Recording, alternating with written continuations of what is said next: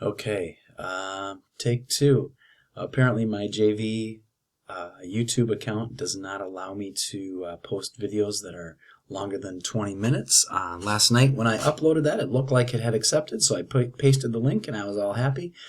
Found out that this morning that it said that that was taken down because the video was too long. So maybe I should shut up and start talking.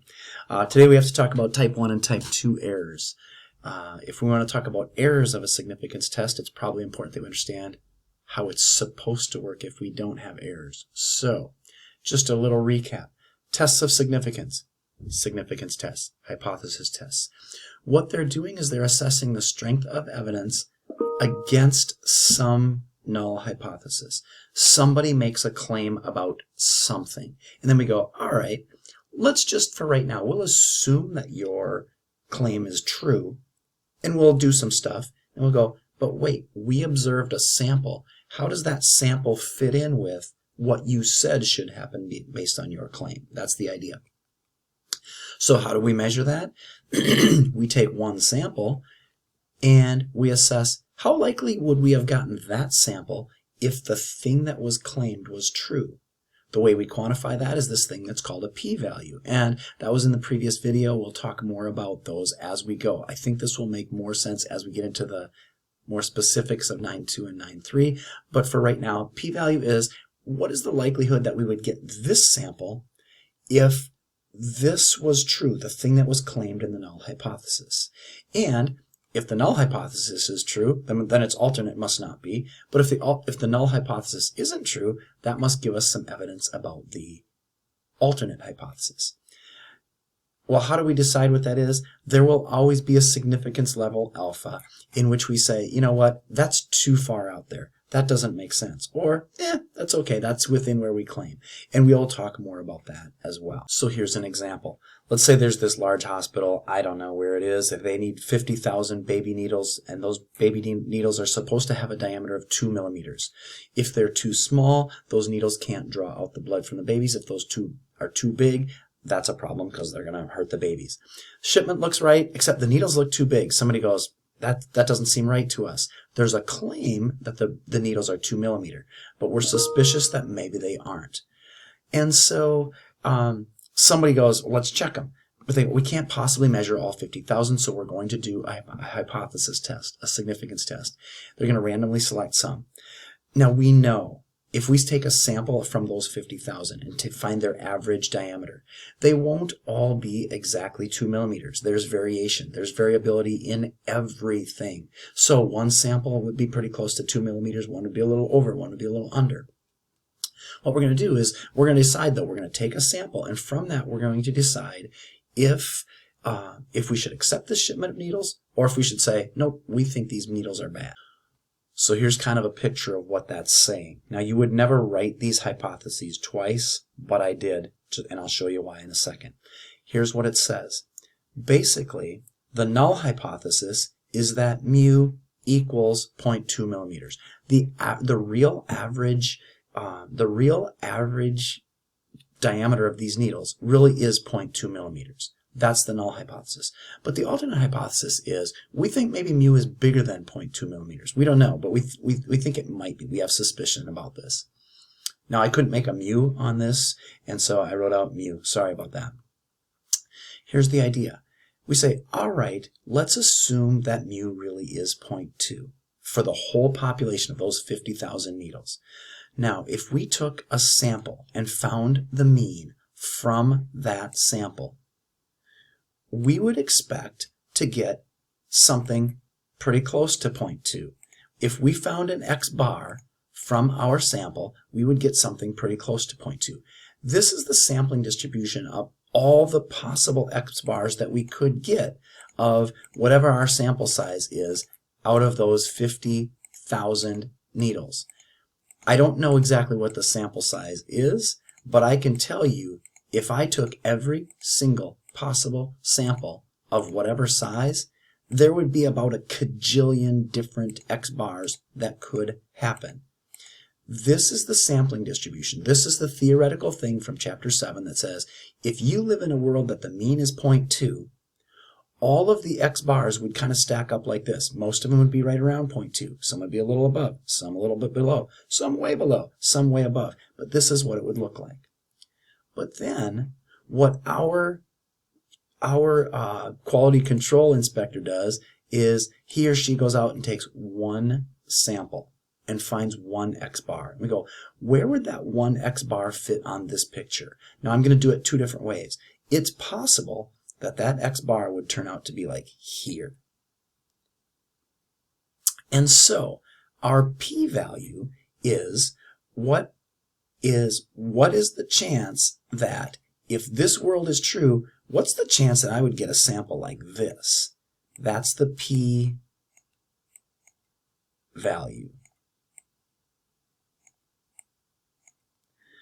The p-value is the likelihood that I would pull that kind of a sample, the one that I actually got, from a world that's built around this. That's if we had the assumption that the null hypothesis is true.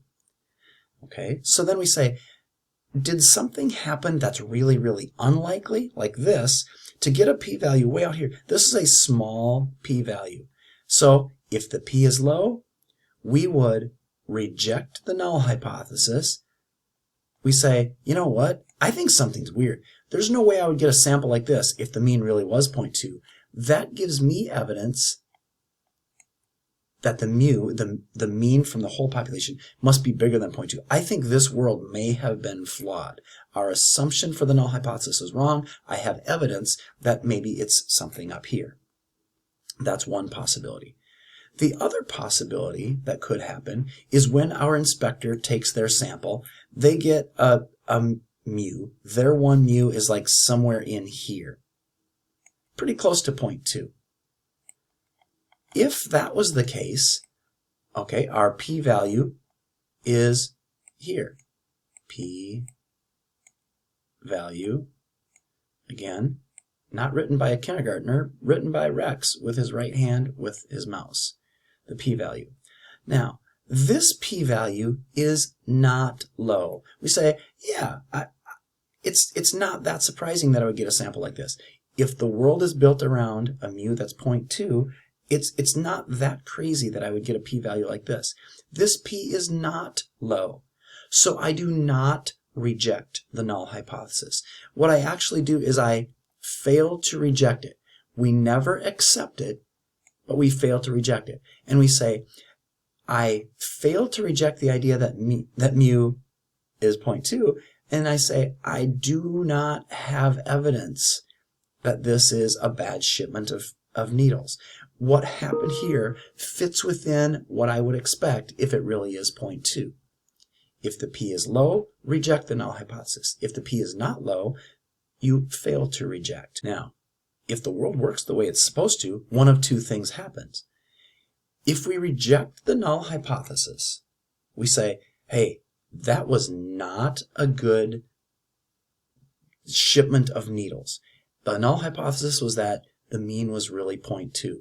If we say, no, we reject that, then what we should do is, it doesn't meet the standards. We send that pack of needles, or that shipment of needles back, right? That should work. That's what's supposed to happen. They're bad needles. We rejected the null hypothesis. They're bad. Or if the shipment of needles meets the standards, we don't reject. We fail to reject the null hypothesis. We go, all right, we're going to use these needles. That's the way it should work. And if it works like that, we're actually happy that things have worked correctly at that point. But there's a couple bad things that could happen. What if we rejected the null hypothesis and said, these are bad needles, get them out of here?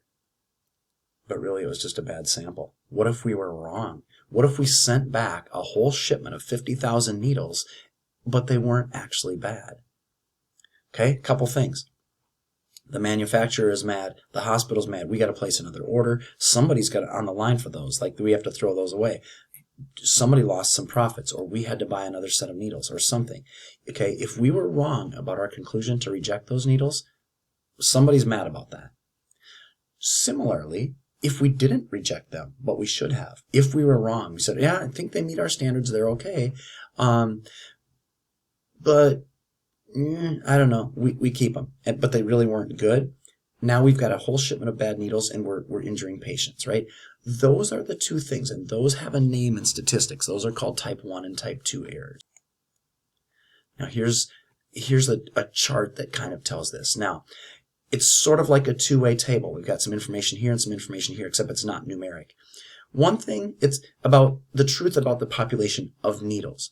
Either the null hypothesis is true, yes, the mean of this shipment of needles is really 0.2. That might be true. Or the alternate might be true. Ooh, they're bigger than 0.2. One of those has to be true. Either the null hypothesis really is true or the alternate is true.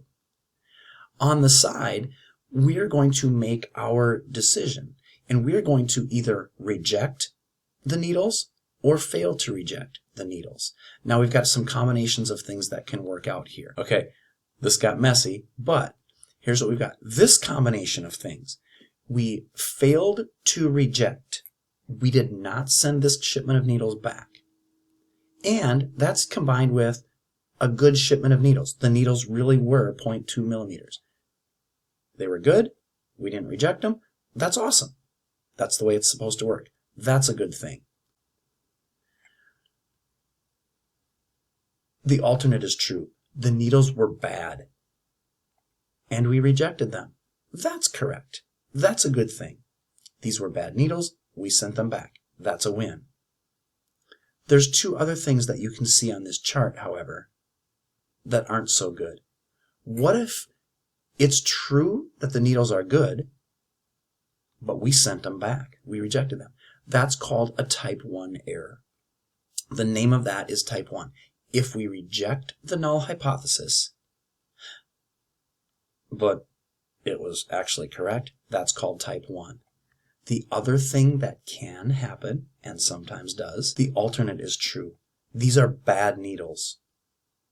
The alternate was that the needles had a mean of bigger than 0.2. They're bad.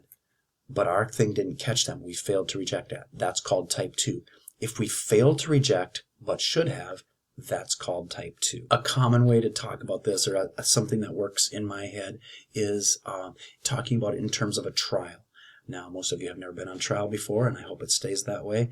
But if you know anything about our criminal justice system, you know that when you go on trial, you're either innocent or you're guilty. The jury doesn't know it, but you're either innocent or you're guilty.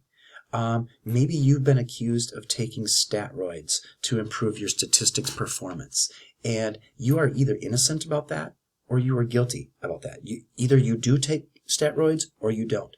The fact is, you're probably the only one who knows that. The defendant is the only one who really knows. But then the jury's got to come in, right? And they're going to either going to reject your innocence. In other words, they are going to pronounce you guilty, and I'm not even going to try to write guilty, I'm just going to put a G here. They're going to pronounce you guilty. If they accept your innocence, they don't say, hey, we think the defendant is innocent. What they say is the defendant is not guilty. Those are the two verdicts that you get out of a trial. You are either guilty or not guilty. And this, if you are guilty, if you are taking steroids to improve your statistical performance, and the jury finds you guilty, they reject your innocence, that's correct. If you took steroids, you should go to jail forever. You should never, ever, ever see the light of day again. This is a crime against humanity. That's a terrible, terrible thing. If you're guilty and found guilty, that's correct. If you're not guilty, if you are innocent, you have not been taking steroids, you've just been going to Darren's help sessions and you've been learning, and your performance is strictly honest, you are innocent of any crime, and the jury finds you not guilty, that's correct. You get to live your life of happiness, and you get to live happily ever after, because you were innocent of taking steroids and you were found not quite innocent but not guilty, right? Those two decisions are correct. Those are good things. However, two bad things could happen. What if you're innocent? You never took steroids. You did not commit the crime. The null hypothesis is true that you are a good person. But the jury finds you guilty. A guilty person is sent excuse me, an innocent person is convicted of being a statroid user. You live your life in shame. Darren won't even talk to you because of your alleged statroid use. You were found guilty. That's called a type 1 error. You were found guilty. They rejected the null hypothesis of your innocence, even though they should have. That's type 1. And that's a bad thing. The other bad thing that could happen is you're guilty. You've been taking steroids. You are the scum of the earth. You are a horrible, bad person. What is wrong with you? But somehow the jury fails to reject. They accept your innocence and they say they pronounce you not guilty. This is called a type 2 error.